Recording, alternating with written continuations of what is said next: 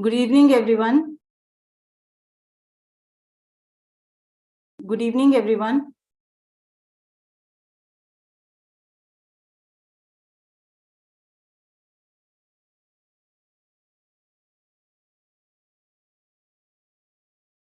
Good evening, everyone. Good evening, everyone.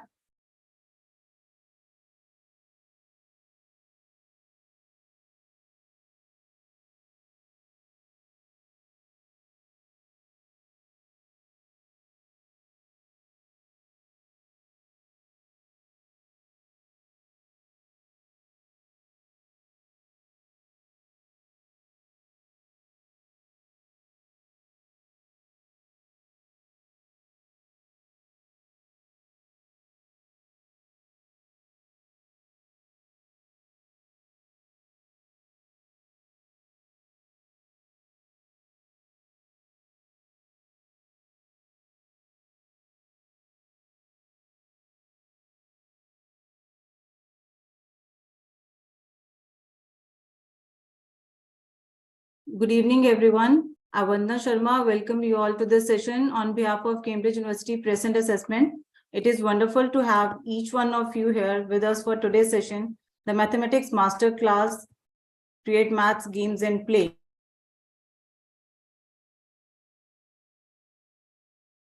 Avandna Sharma welcome you all to this session on behalf of Cambridge University Present Assessment.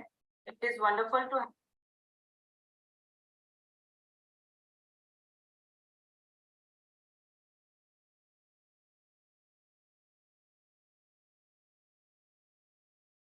Avandna Sharma welcome you all to this session on behalf of Cambridge University Present Assessment. It is wonderful to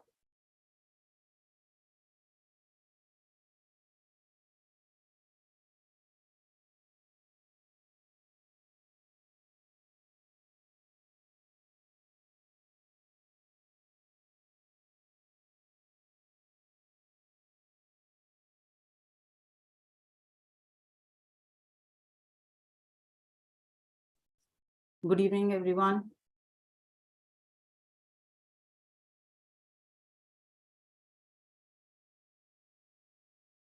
Good evening, everyone.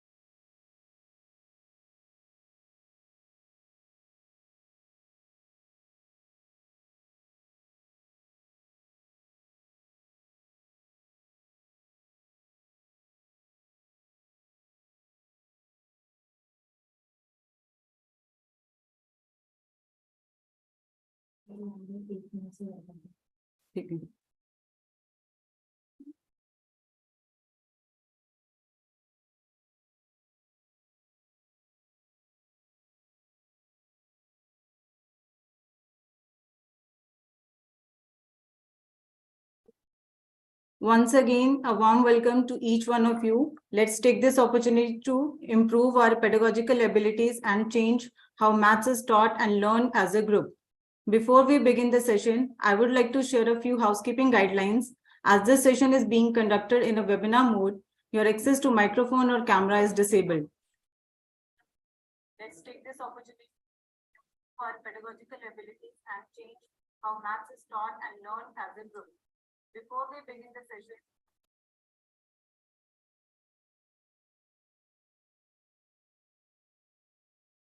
I would like to share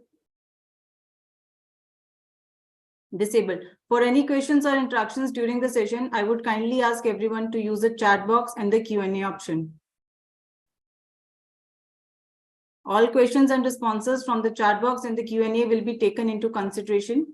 To ensure that everyone can see your response, I would request everyone to choose the option of everyone in the chat box.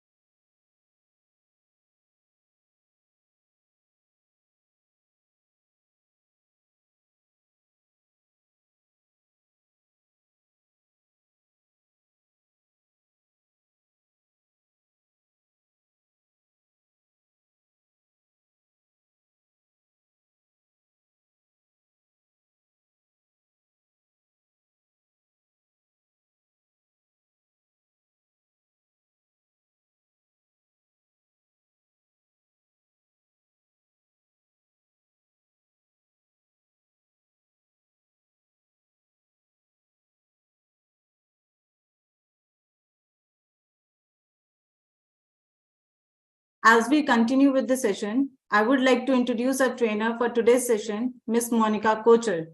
Monica Kocher is a mathematician. She has given numbers a heart and abstract concepts a ground to stand upon. She has taken the sting out of learning maths.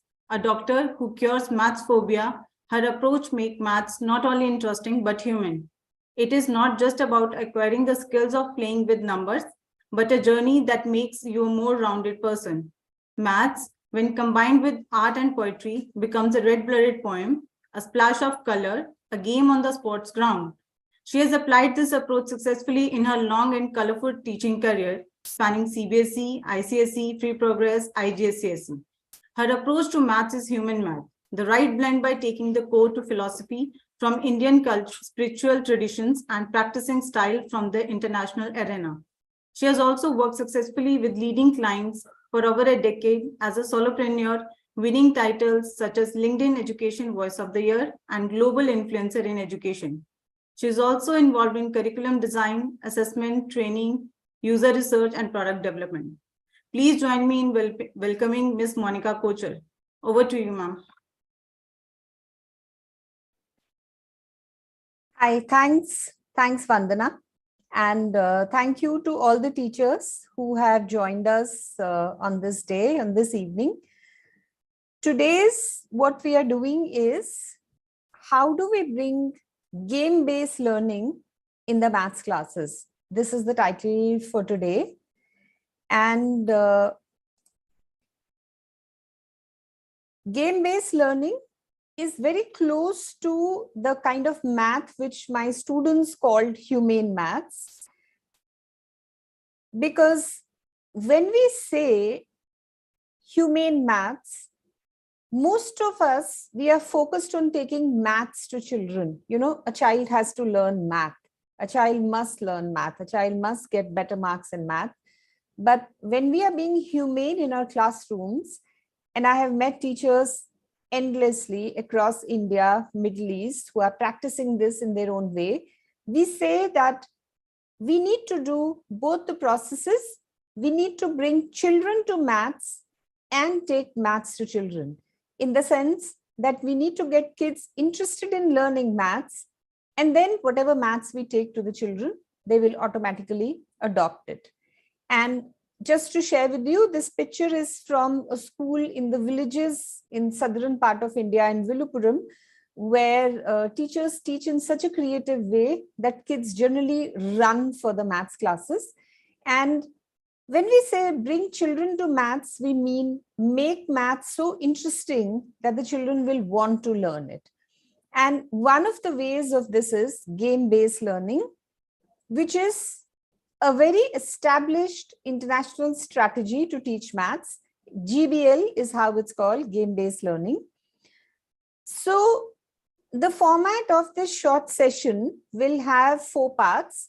First part is just to give you a little bit of background of what GBL is. Second part is I'm going to give you 4 game types which can be used by any grade, can be adapted to any concept. And if you use these 4 game types, you're actually set for the year, because you can keep using, reusing, tweaking them for the various concepts. Third part of the session is it's okay to know how to play a game or get the kids to play a game. But the most crucial part, the most crucial work from a teacher is building an instruction sheet for the children. So I hope you have pen and paper or laptops, because I'm going to be asking you to build an instruction sheet. And finally, questions with feedback. However, I can see a lot of you are raising hands. We will take questions at the end of each part. We'll pause. We'll have a very small pause, and Vandana will help me to see if there are any questions. But otherwise, the last part is like an open house where you can ask any questions. And just a disclaimer, all the resources used for the presentation are outer sources. Some of them are videos taken in the classroom where I was working years ago. The kids are already adults now. And some of them are from YouTube here and there. I could not take down the sources, but this is just a disclaimer for copyright issues that these are taken from outer sources. So let's start with what, how, why, and who of GBL. What is GBL? Game-based learning, put very, very simply, game plus concept. So whenever a concept is done using a game, it's a GBL or a game-based learning. This can be online and this can also be offline. What we are discussing in our sessions are 4 games which the teachers can use in their classes. But for this particular session, very specially, these are taken as games that the teachers can create instruction sheets. Kids can play them at home with their family. So it has a dual purpose. So, but remember, GBL is nothing but game plus a math concept. How is it different? Like a lot of teachers ask, but we do activities in the class. So how is the GBL different? Activities have these 4 characteristics. Games have these 4 characteristics. Activity can be done alone, but games are always in a team because there is a winner and there is a loser. Activities have straight instructions. Games have instructions, but there is a strategy that the kids or the players have to figure out to win. Activities are mostly used in the beginning of concept. Games are generally used at the end of a concept to revise. So maybe the concepts which you have done during the year, the games for the holidays can be based on those concepts.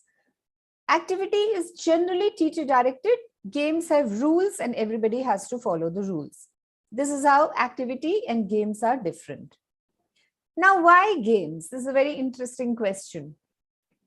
When I would do games with the kids, I would join them. I've seen teachers joining the kids in the games. So, and sometimes I lost, sometimes my teams lost. In fact, most of the times we lost.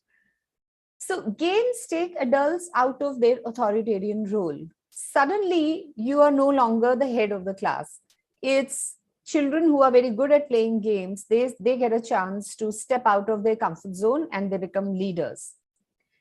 Games help students recap the material taught in a fun way and in a creative way.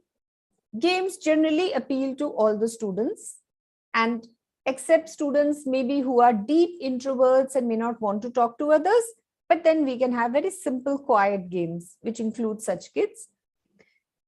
A great thing about games is that it brings in teamwork. There is immediate feedback. You end the game and you know winning, losing, and you know why you lost. How can I do better next time? What do I need to learn? There is immediate feedback. Games give students choice. As you will see when you're building the instruction sheet, that kids have a choice of choosing the right strategy to win the game. And most of the time in the lives of kids in our country, at home or in school, kids do not have choice. They have to do what they are told most of the time. I'm not saying everywhere. And game is a space. It's a little bit of a kind of a free space where kids have choice. The person who has talked maximum about games is the gentleman called John Gow. He is an Australian person and he has built a lot of mathematical games, and he has also talked about games being played in the classes, games simply, and he has also created a motley collection of games across the world which can be used in the maths classes. Enough information is available on the internet if you want to understand. And he is also very open. If you write to him, like I wrote to him talking about some of the games, and he was very curious to know which are the folk games which people play in India and how can they be translated into class. So he's very open to engaging with educators from across the world. So this is about the person behind it, who is a leading authority. Now, how do we implement it? Implementation in the classes, teachers and students can play together, or students can play them in groups, and the teacher can be the observer, and a very astute observer, because that is the time literally when a lot of formative assessment can happen. The teachers can understand the attitude of the kids. Games can also be implemented at home.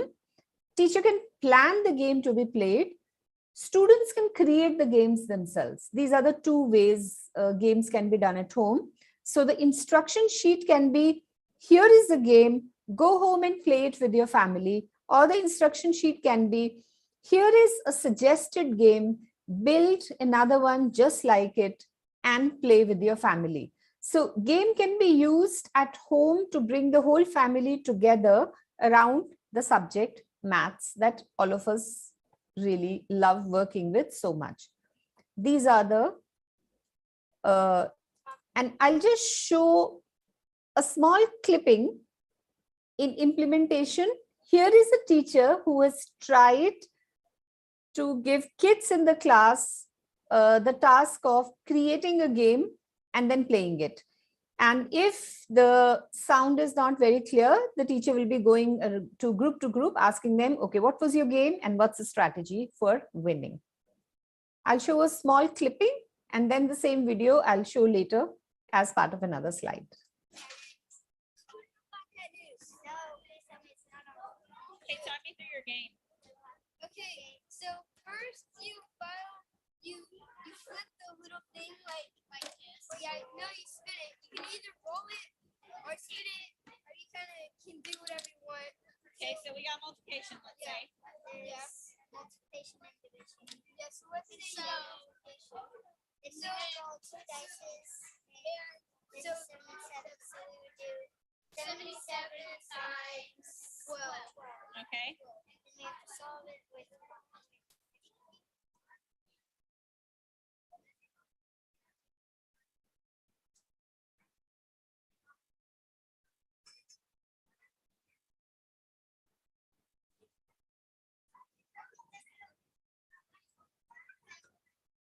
Love the different strategies I'm seeing.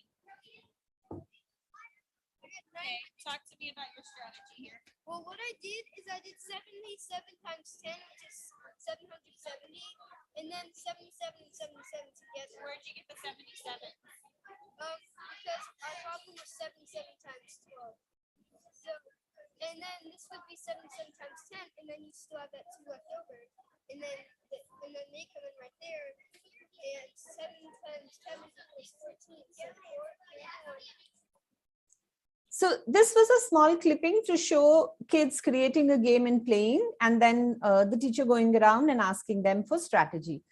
So before I give you the Jadoo Ka Pitara or the 4 types of games that you can ask the kids to play at home, are there any questions from section 1?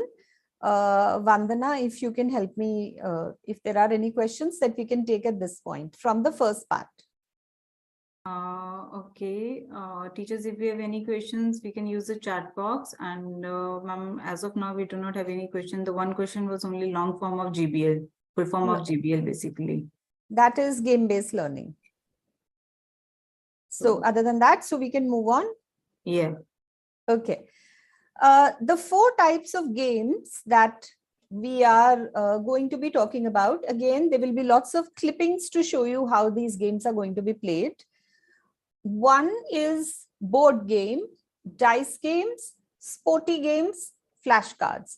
Board game, obviously, where a board is there and then people are playing together. Dice games, where you have a dice like the clipping you saw.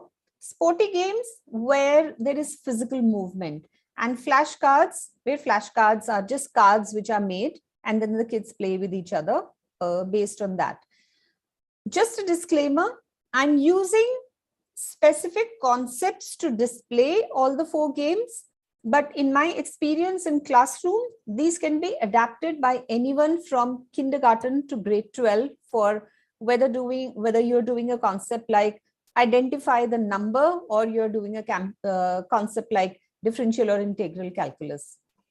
So firstly, let's have a look at a very old and well-known game, and then I'll show you how this can be used as a board game.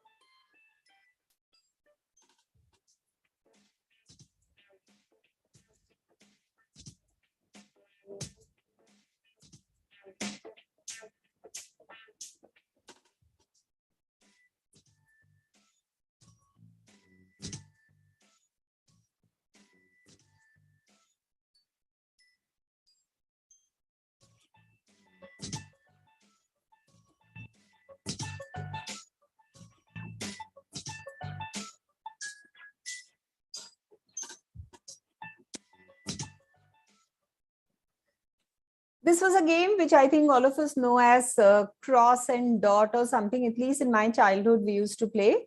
Now, tic-tac-toe can be converted into a board game. As you can see on the screen, this is using subtraction facts. And two or more than two people play. And let's say I solve this. The winner is the person who will solve horizontally or vertically or diagonally three things, three questions correctly. Now, these questions can come from anywhere. We can have addition facts, subtraction facts, multiplication, division for primary. We can have fractions. We can have even numbers, odd numbers. We can have linear equations on each of the 9 boxes, which the kids have to solve. We can have quadratic equation for higher kids. We can also have differentiation of different functions on the 9 boxes. Anything is fine. Kids from kindergarten to 12 enjoy games. And this is one game that can be converted into anything. Now, as I said, what is expected when you're working on this with the kids is either for the small kids, either teachers create a game and ask the kids, go home, play with your family, or the teachers share with the kids a game like this is possible and ask the kids, you make the game and then play, and I'll share with you later how submission at the end of the holidays can happen for something like this. But for now, let's move with the next one. If you have questions, as I said, I'll take it at the end of the 4 games which are shared. Dice game.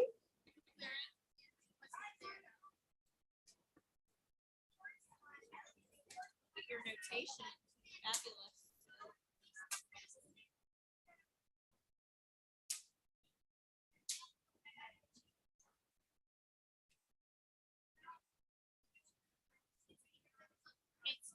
Tate, talk me through your strategy. What I did was 77 times 10, and I wrote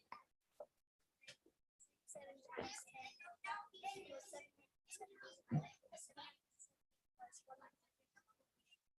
454. 154. So this is where the kids use dice prepared by them, and they played the game of multiplication and strategy. But this is an amazing dice game which can be played by smaller kids with the family, where anybody has a die in hand and throw the dice. If it shows 3, you do frog jumps. If it shows 6, everybody does a dance step. If it shows 1, run in place. If it says 2, touch your toes, arm circles, jumping jacks. So this is something which combines mathematics, that is identification of numbers, with an exercise, a kind of a fun exercise that the whole family can do. So we can imagine like a grade 2 child telling the whole family that, okay, we're going to do math exercise tomorrow morning and I'm going to direct it. So the child throws the dice and says, okay, we have a 3. So everybody do frog jumps. It's a way of bringing the bonding in the family, getting the family together. This is for the smaller kids. Now, I've often been told that you only give examples from primary. So even we can have higher classes, middle school. With the dice game, the child just throws the dice, whatever number comes, that number is n. Solve anything. Let's say I throw the dice and it shows 6. I choose to solve this. 2 6s 12 plus 1, 13, and I color it. So this hexagon is taken by me. Then the next person does it. And if there are 3 people, the third person or the fourth person does it. And obviously, the rules can be anything. The rule can be whoever got maximum colors, hexagons wins. The rule can also be whoever has got the maximum total wins. And then obviously everyone will try and pick things which give a very large number, which is n square, where the complication also increases for the game. The rule can also be the winner is the one who gets the smallest total. The rule can also be the winner is one who gets 5 hexagons colored fastest and correct. So that is completely up to the teachers.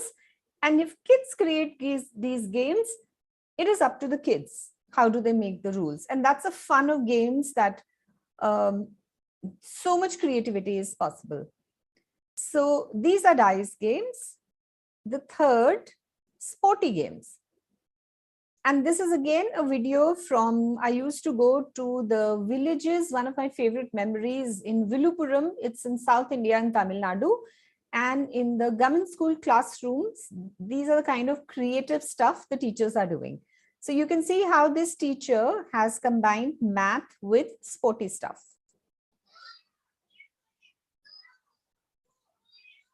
So they're all speaking the language, their own local language, Tamil.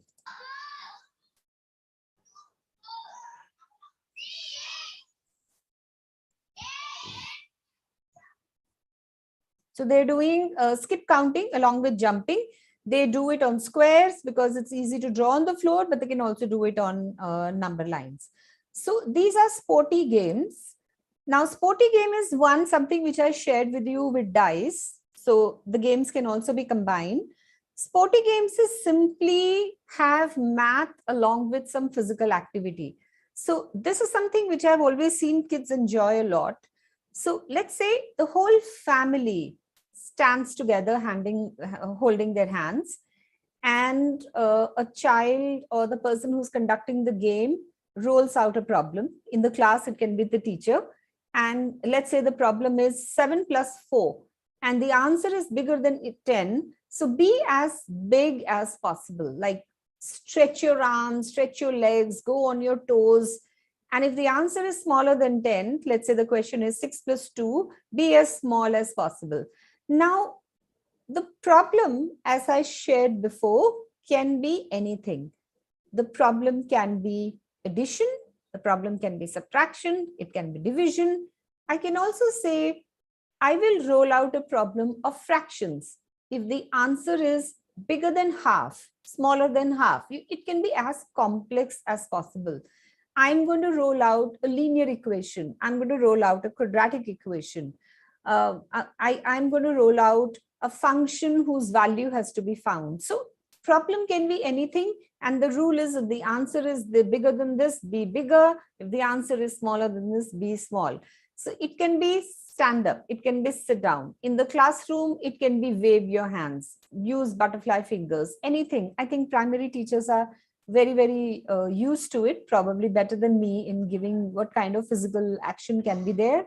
The point is to combine maths with physical activity.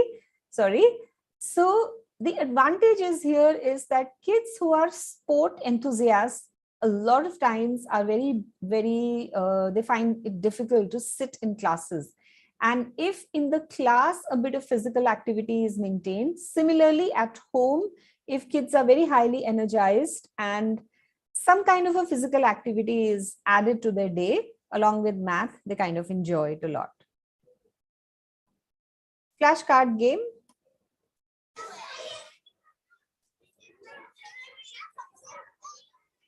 So here, just to give you a bit of backdrop, this was from a school in Delhi about 10 years ago. So the kids are adults now. The teacher gave the kids flashcards with these 3-digit numbers. The kids have to organize them in ascending or descending order. If you organize it correctly, then when you reverse it, a very nice English sentence pops up. And that's how the kids know if it is correct or incorrect. So here it is.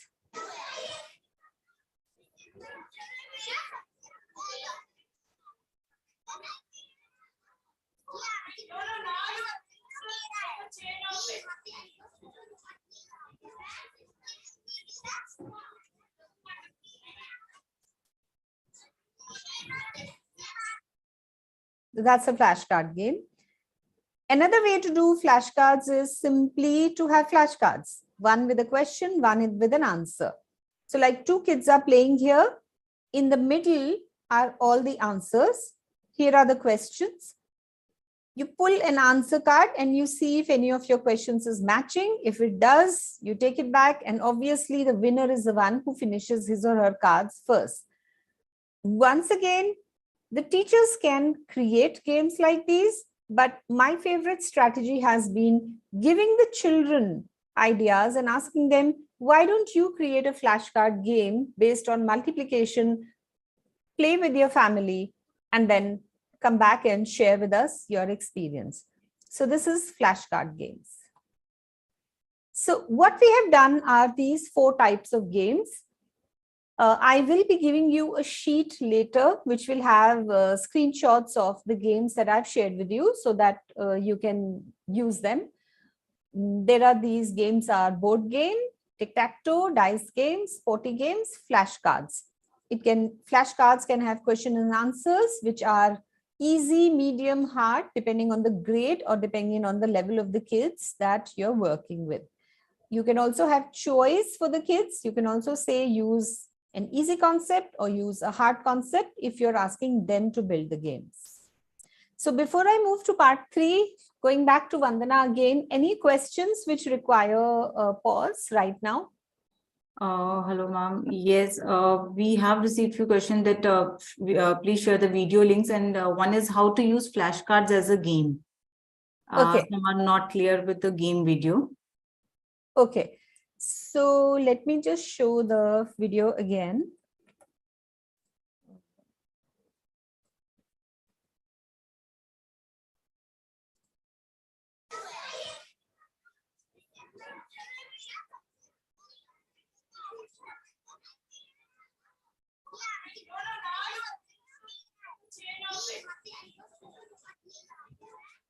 So if you heard the teacher was saying, make a chain of it. So the kids have to make a chain of this in such a way that it becomes a ascending order.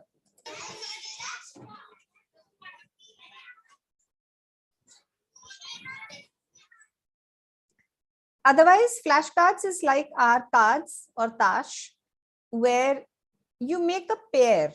So the children, if the children are building games, they will create a pair. One will have question, one will have answer.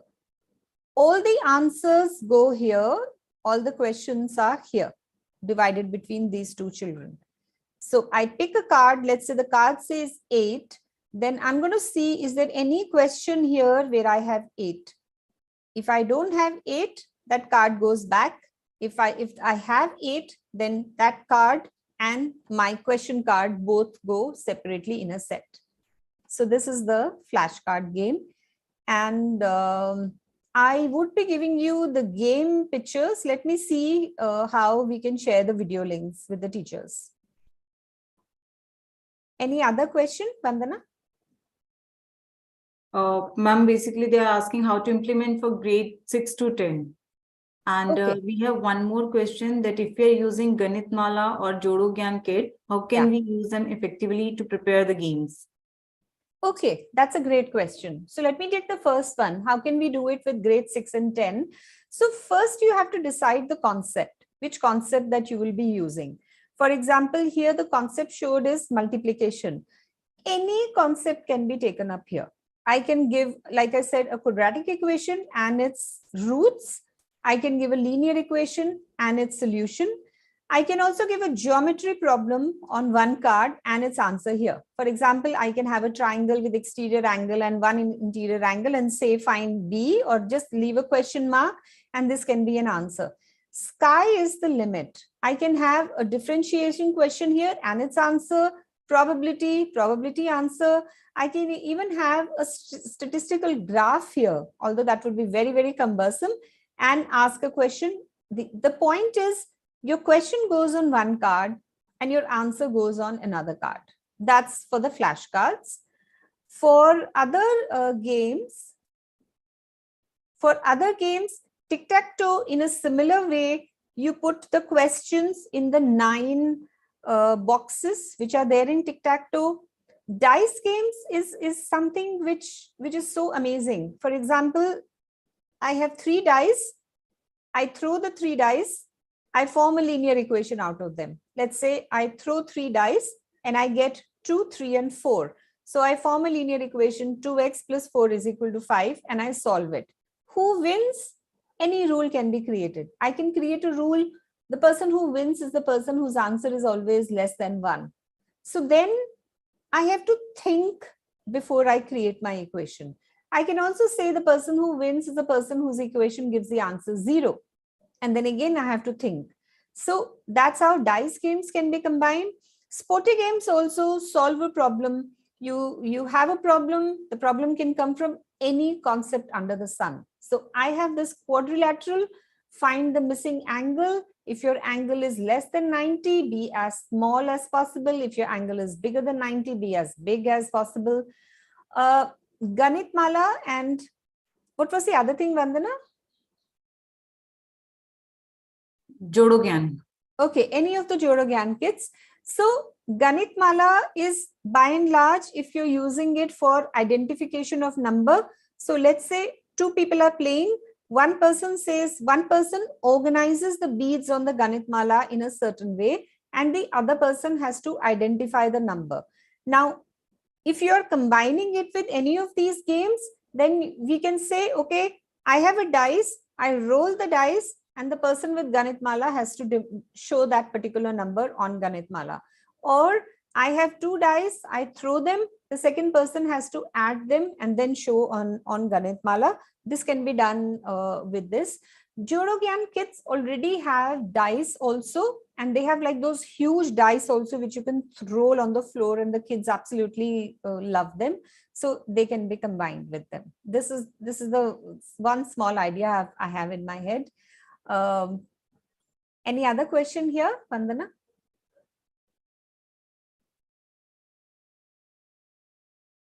No, ma'am, we can continue now. Okay, so next will be the way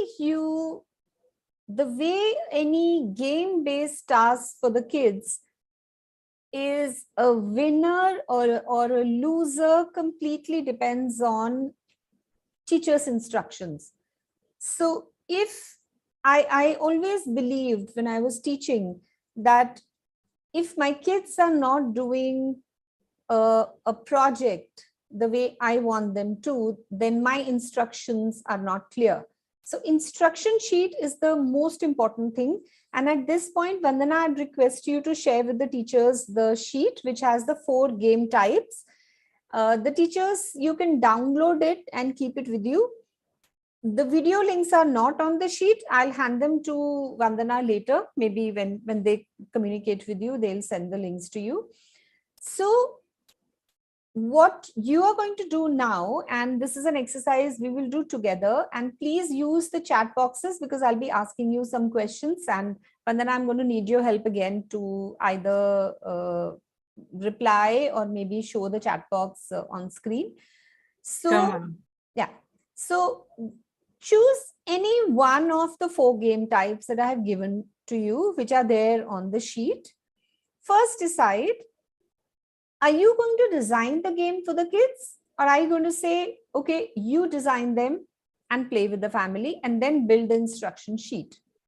Now, let's take some time and build the instruction sheet right away. And here, I'm going to ask you to write in chat box for your particular game. First, have a very catchy title.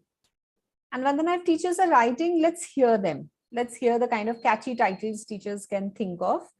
Have a very catchy title for your game. Don't have something like fraction game or number game. Have something like, let's say, frog jumps, or let's play together, let's exercise. I mean, let it be, how catchy a title can you have?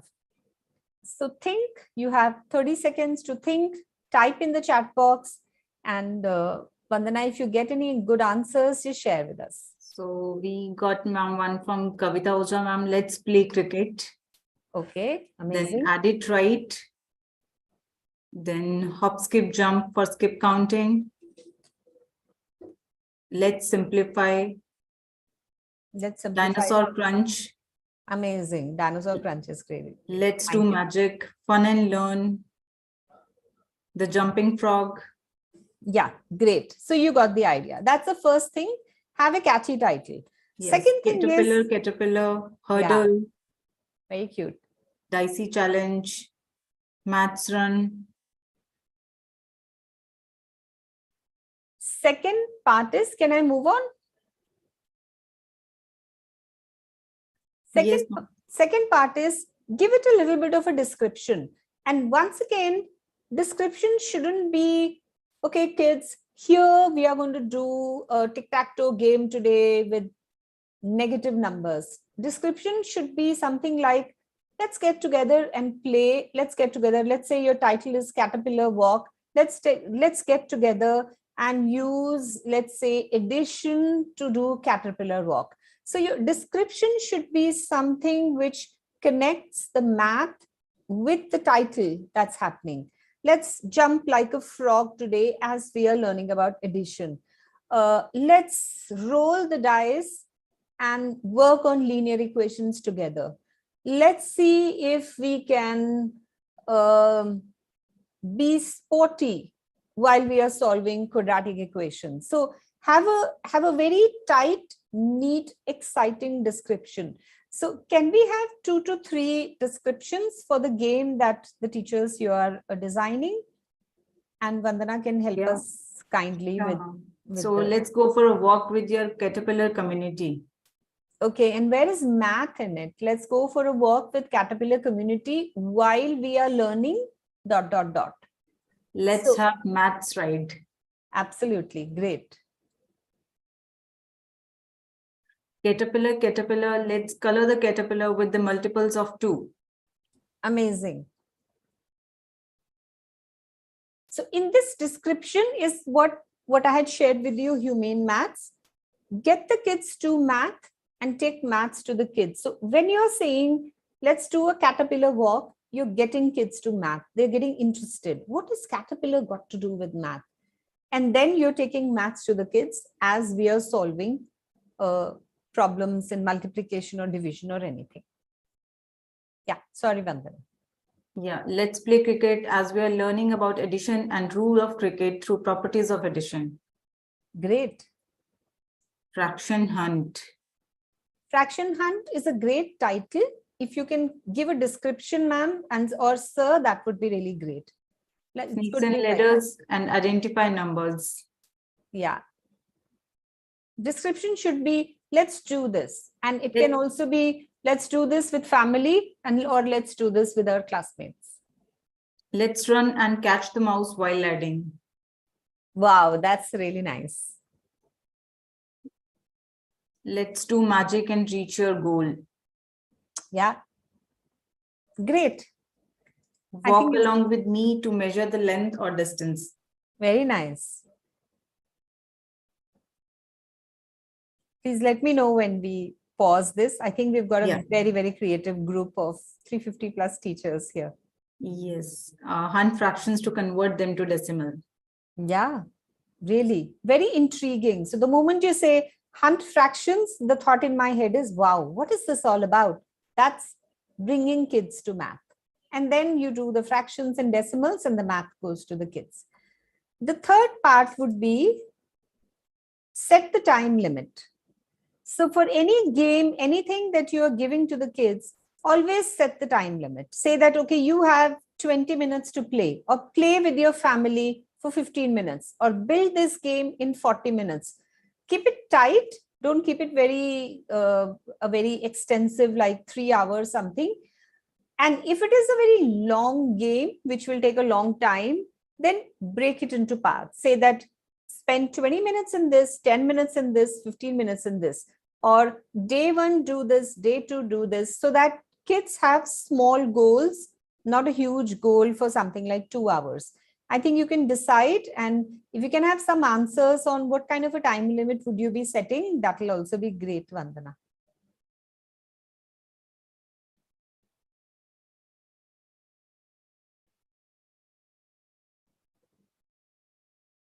Any answers here?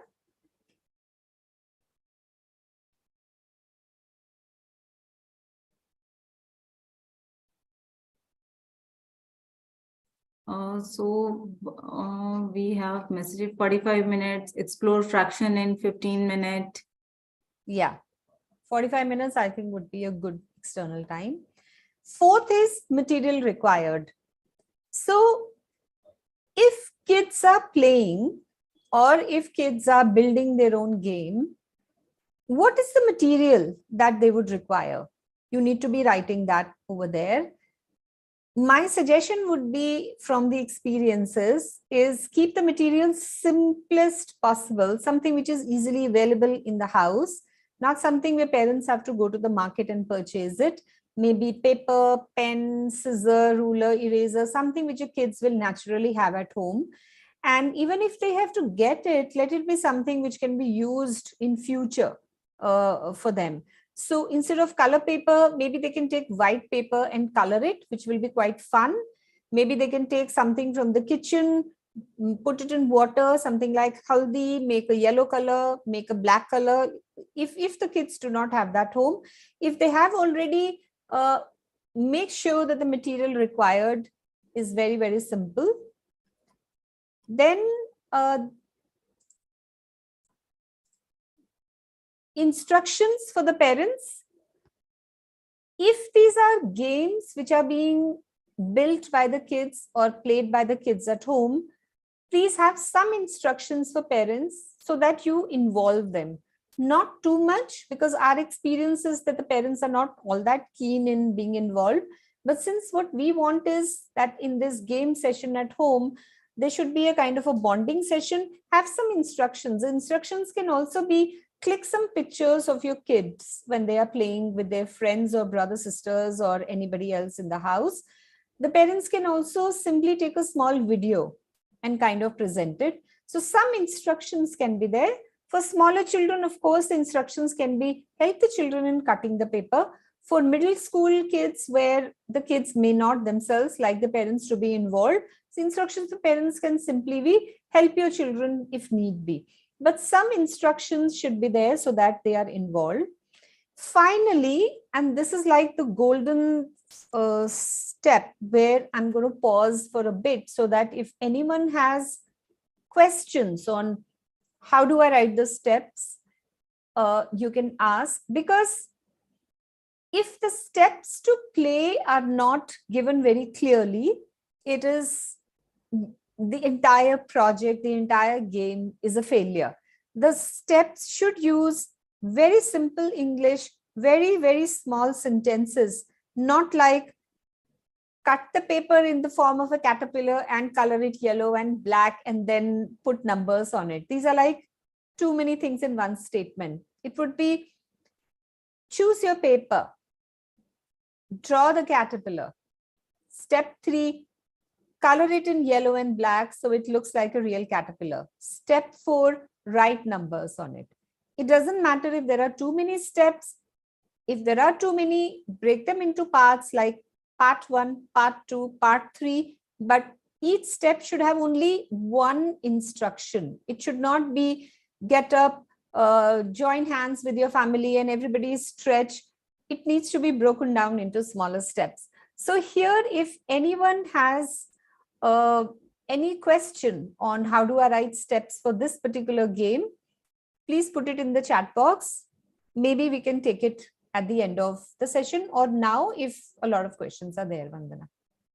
So, I'm not yet. So we are just having answers. Sequence of instructions, short and crisp terminologies, mirror and alphabet of reflection, ice cream sticks. So they're just mentioning the instruction for parent and the material required. Okay. Yeah. So simple instructions which can be given. Submission mode is another very critical point. See, most of the times we ask the kids to submit their material in the form of, let's say, a chart paper, or in this here we can say, okay, submit your game. But submission mode can be so many. Ask someone in the family to take a small video clip of you building the game or playing the game. Or it can be click some pictures when you were working, or ask your parents to click some pictures when you were working. If pictures and video is not possible, maybe the kids can submit the game itself that they have created. But I think by and large, most of the people today in India would be able to have a phone with which they can click some pictures.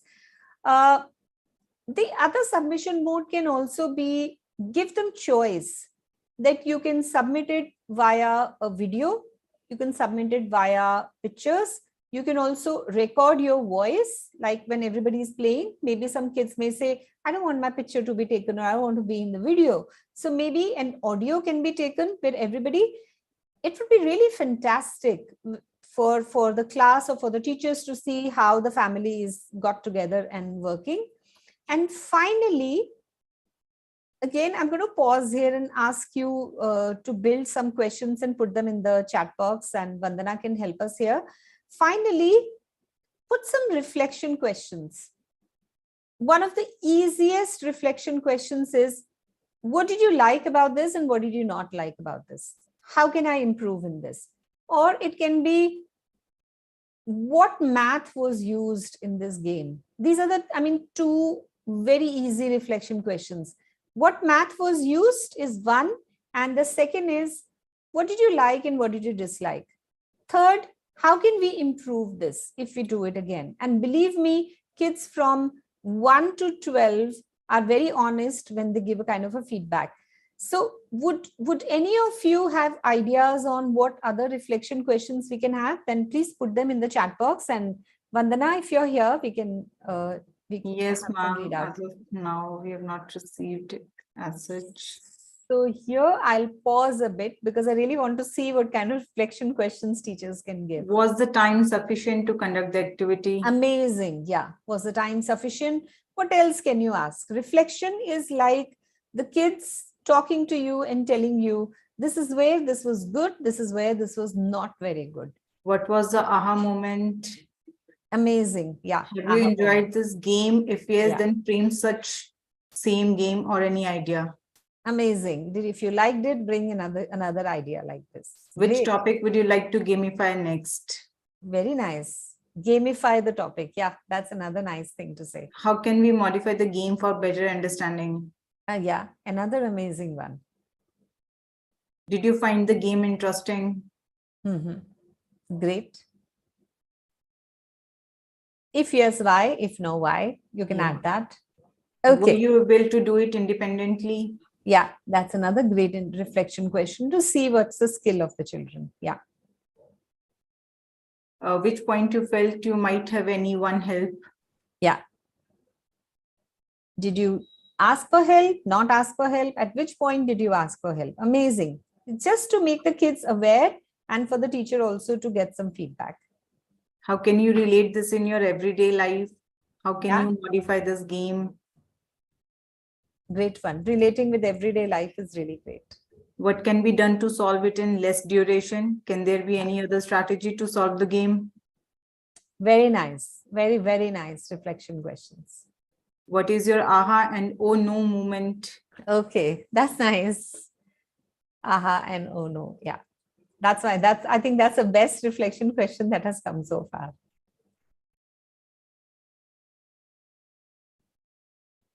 Okay, great ones. I think we already have a great set of reflection questions. Yes. How can we do the same concept in other ways? Yeah. Can we think of another game, or how can we bring another concept in this game? Great. Get the kids PTR to think. as reflection. What difference you feel between this and classroom learning? Amazing. That's a very, very open and honest question. Yeah. Which part of the game you like the most? Yeah.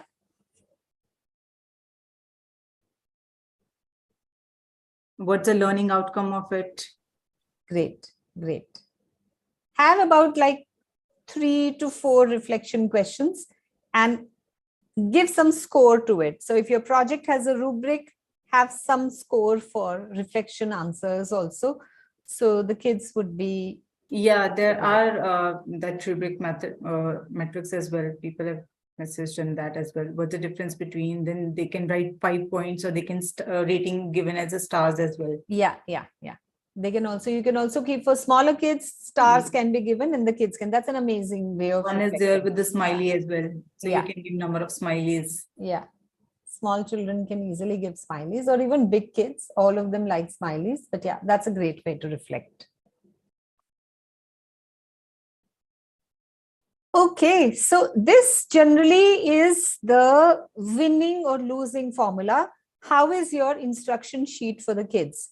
And my suggestion would be, since step 6 is the most important, the steps that you give to the kids, stick to a project for which you can give clear steps.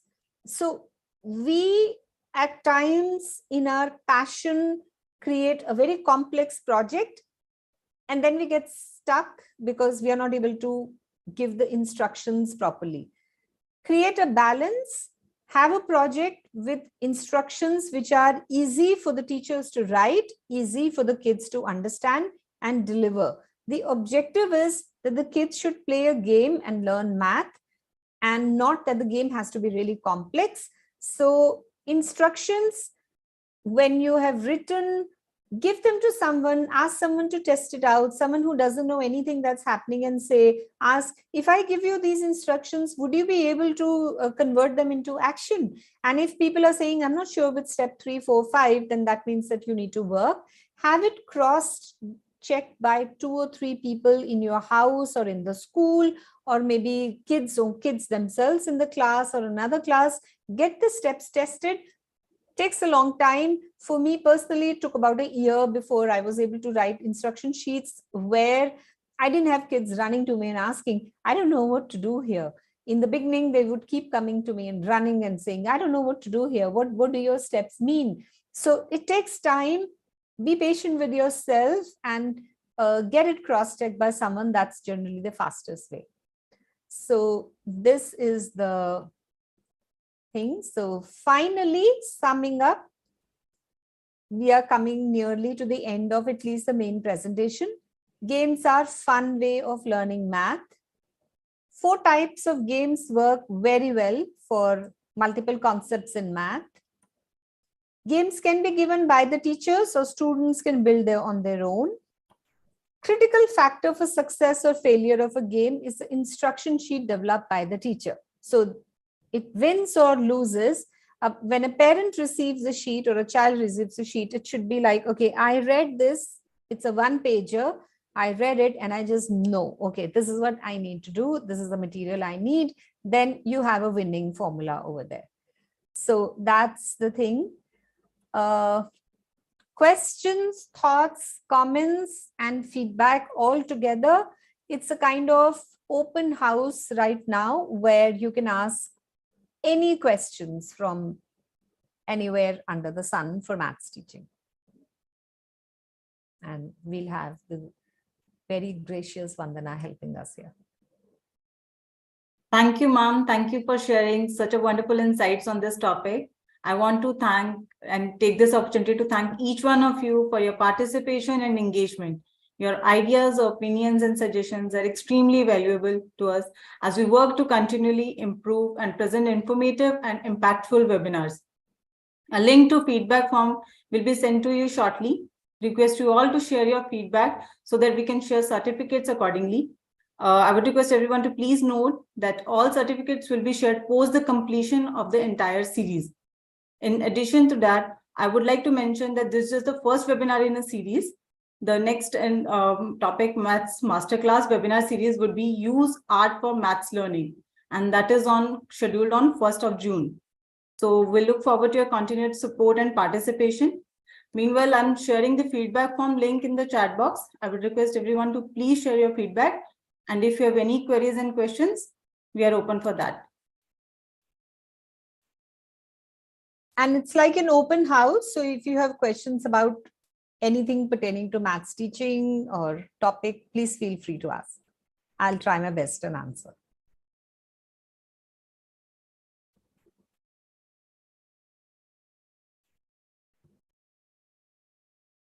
No questions? That's amazing.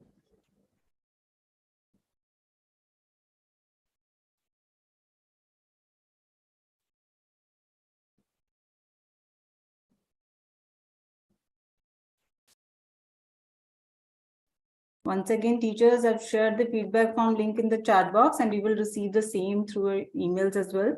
So please do share your feedback, and please do join us on 1st of June for our next session on this series. Ma'am, there's one question. Please do suggest some games for kindergarten as well. So all of these games can be played for kindergarten, but since the kids are at the psychomotor level, I think anything sporty games would work very well for them. Anything where you're asking them to do physical movements. So it can be identify a number and you become that number, identify a number and a body movement if it can be tied up to it. And the game which I've shared where you throw dice and depending on the dots which are coming on top of it, you do a body movement, that generally would work. Anything where they move would work very well for them. We have another question. Please do suggest some games for multiple assessment. Multiple assessment as in, I didn't understand.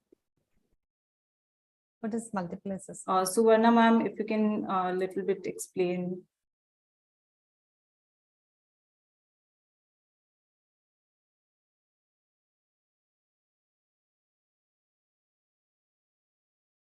It's a kind of project. Okay, so in games project, the best thing would be to ask the kids to create a game. So for example, just the way I have showed you the 4 games, you can take any one of these or all 4 of these, share with the kids and ask them, okay, you choose a topic and you choose any of these 4 games, prepare one and bring it. And play in the class. They can do it in a group. Let's say groups of 4 kids each prepare the game. But when the kids prepare the game, they also prepare the rules accordingly. They prepare the rules. Let's say there are 4 groups in the class A, B, C, D. You exchange the games. Group B plays the game of Group A. Group C plays the game of Group B. And maybe there can be an assessment rubric created by the teacher.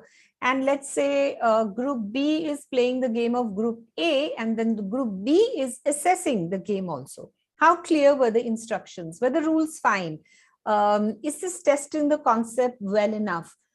Could this have been improved? So that way a rubric can be prepared and the kids can do peer assessment or the teachers can do assessment. That's completely up to you.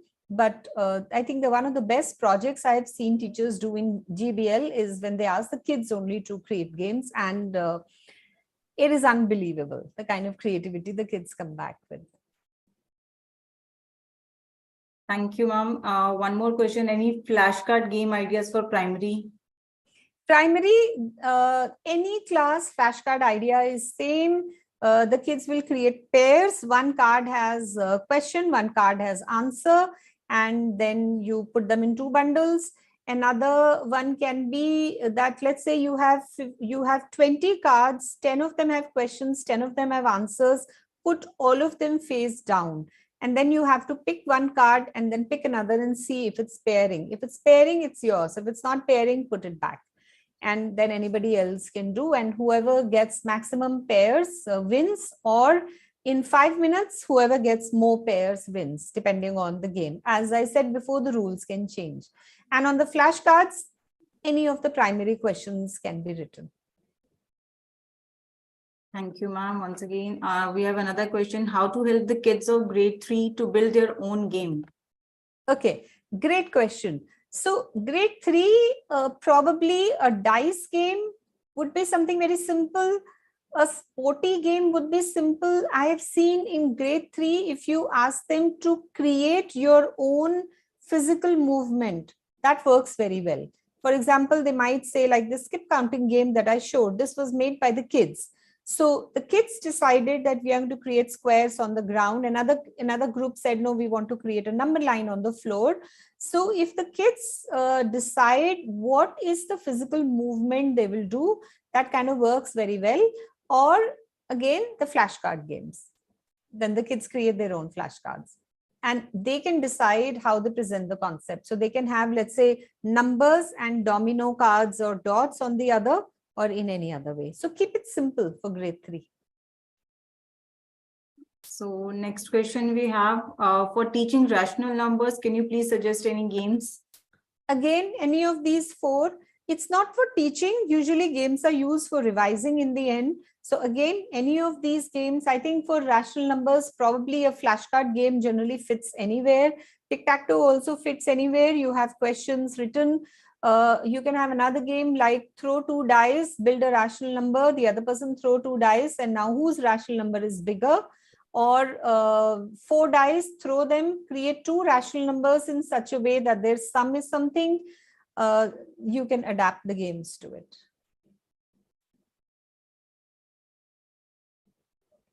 Ma'am, we have another question. How to learn tables through the games? Oh, great. Tables through the games. Let me recount you that there's a small school in Patiala where the teachers had said that, our kids just hate tables. Tables go very beautifully with physical movement. So we ask the kids to recite the tables with a body movement in a very rhythmic way or in a singing way. And that worked wonders in the sense that the kids would come every day and say that I want to do tables. So combine it with movement, that move and recite the table, and it works well. But as a game, again, have dice, throw 2 dice, multiply the numbers, who gets a bigger number, and that person wins. So multiplication can be tested in that way. Table itself would be by and large memorizing the table, and that goes very well with being sporty. Or even flashcards, yeah. But small kids, I think sporty games work better.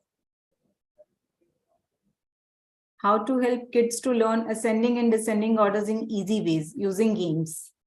I think I showed you a video clipping where kids were doing ascending, descending. So have cards, put all the numbers, shuffle them. And what the teacher did was she put an English sentence behind it, but you can leave that. You can even have, let's say, a puzzle or a picture that is behind it. The kids have to organize the numbers in ascending orders in the cards. And if their ascending order is correct, they can turn it around and see, okay, am I getting a train or am I getting a proper English sentence? But even otherwise, just give them everything on cards and the kids organize.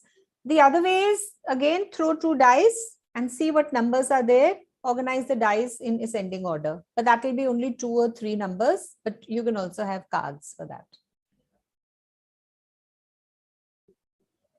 Can you please suggest any games for interest topics, simple and compound interest? Simple and compound interest. I would say here flashcards or tic-tac-toe.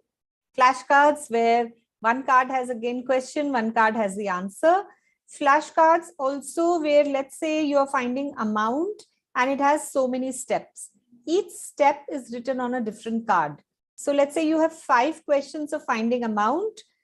Each question has 3 to 4 steps. Let's say 4 steps. So you have 20 flashcards. Shuffle them up, give it to the kids, to the group, and say, okay, now sort it so that my 5 questions with their solutions are coming separately in the cards. They'll be pretty busy for the next 10 minutes. Or instead of you making it, ask the kids to make. Each group create a flashcard game for compound interest in this way. The kids make, they exchange, play, and then the teacher is more like an observer in the class.